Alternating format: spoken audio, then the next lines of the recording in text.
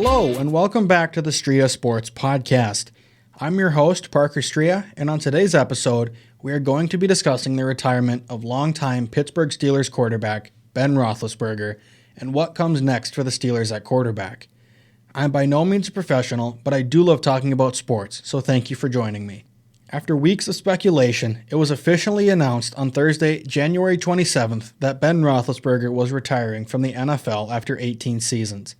And sadly, it seems like everyone has already put that news on the back burner. Crazy playoff football games and the news being broken of Tom Brady's alleged retirement, which was falsely reported, have seemingly overshadowed one of the game's greatest signal callers calling it a career. I thought it was only right to have an episode dedicated to Big Ben himself and how the Steelers will fill the massive hole he is leaving behind. Ben Roethlisberger was drafted by the Pittsburgh Steelers with the 11th overall pick in the 2004 NFL Draft out of the University of Miami, Ohio. The original plan for Ben was to sit behind Tommy Maddox for his rookie year, but that was thrown out the window when Maddox hurt his ankle in Week 2 against the rival Baltimore Ravens. After playing rough in a losing effort, Ben and the Steelers won all 13 of his starts en route to a playoff berth and Roethlisberger winning Offensive Rookie of the Year. After a rookie season where there were no expectations for him, Ben Roethlisberger would later become one of the greatest quarterbacks of all time, and arguably the greatest quarterback in Pittsburgh Steelers history. He finished his illustrious career with 64,088 passing yards, the most in Steelers history by over 35,000. He threw for 418 touchdowns and 211 interceptions for a 1.98 touchdown to interception ratio. And although he wasn't known for his running ability, Ben finished his career with 1,373 rushing yards and 20 rushing touchdowns. He also made the Pro Bowl 6 times in his career. Ben led the Steelers to a 27-23 Super Bowl victory over the Arizona Cardinals in the 2008-2009 season. 2 seasons later, the Steelers were once again in the Super Bowl, but this time they ended up losing 31-25 to the Green Bay Packers. It's never easy for any team to make it to the Super Bowl once, so it's even more impressive that the Steelers went twice in 3 years. Following his retirement, Ben Roethlisberger is the Steelers' all-time leader in all of the following regular season categories: most completions with 5,440, most pass attempts with 8,443, most passing yards with 64,088, most passing touchdowns with 418, most interceptions thrown with 211, the best quarterback win-loss record at 165, 81, and 1, most passing yards in a season with 5,129, most passing touchdowns in a season with 34, the most completions in a season with 452, and the most attempts in a season with 675. Big Ben also holds all of the following Pittsburgh Steelers playoff records: most passing yards at 5,972, most passing touchdowns with 36, most interceptions with 28, most passing yards in a game with 501, most passing touchdowns in a game with 5, and the most interceptions thrown in a game with 4. Aside from Steelers records, Ben is also 5th all-time in career passing yards with 64,088, 8th all-time in career passing touchdowns with 418.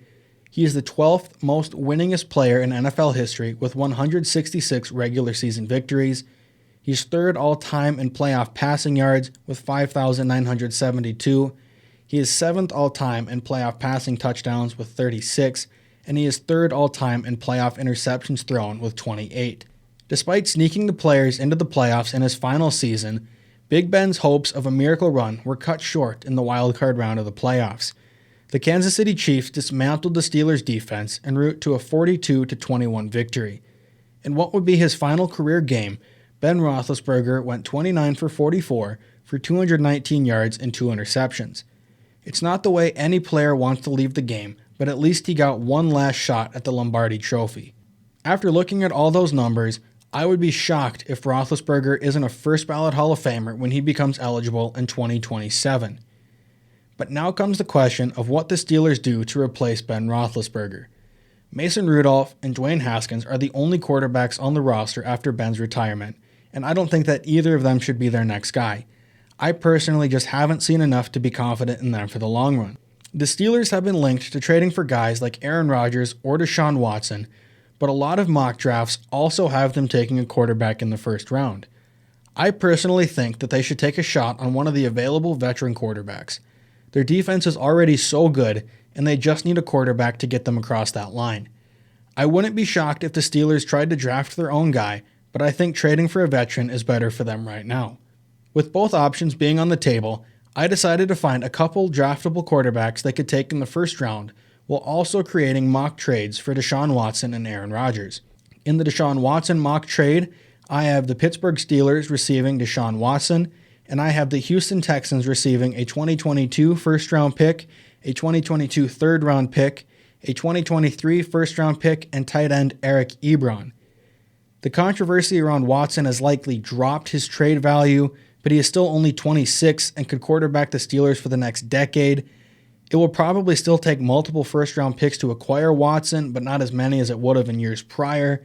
And Eric Ebron is a part of this trade solely to take his contract off of the Steelers' books, and that opens the door for Pat Freiermuth to be the Steelers' main tight end for years to come. In the Aaron Rodgers mock trade, I have the Pittsburgh Steelers receiving Aaron Rodgers and the Green Bay Packers receiving a 2022 first-round pick, a 2022 second-round pick, a 2023 first-round pick, a 2024 first-round pick, and wide receiver Chase Claypool. Aaron Rodgers is likely to be a 4-time league MVP by the time this trade would go through. I also think he could come in and probably be the greatest quarterback to ever be on the Pittsburgh Steelers roster. He could instantly step in and propel this team to a deep playoff push and would help them compete with the AFC's best. Chase Claypool would go to Green Bay and would likely be the number one receiver right away. He would give Jordan Love a big-time deep threat that he could develop alongside of. All of the picks speak for themselves because that's probably the price for one of the greatest quarterbacks of all time. The draftable quarterbacks I found were Kenny Pitt out of Pittsburgh, Carson Strong out of Nevada, Malik Willis out of Liberty, and Sam Howell out of North Carolina. I don't know a lot about these quarterbacks personally because I wasn't able to watch a lot of film for them this past season.